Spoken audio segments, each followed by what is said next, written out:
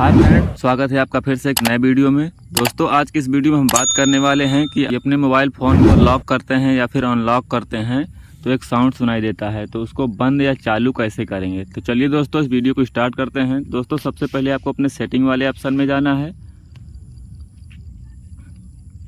Setting वाले option में जाने के बाद आपको साउंड एंड वाइब्रेशन वाले ऑप्शन पर चले जाना है। साउंड एंड वाइब्रेशन वाले ऑप्शन पर जाने के बाद आपको स्क्रॉल डाउन करना है।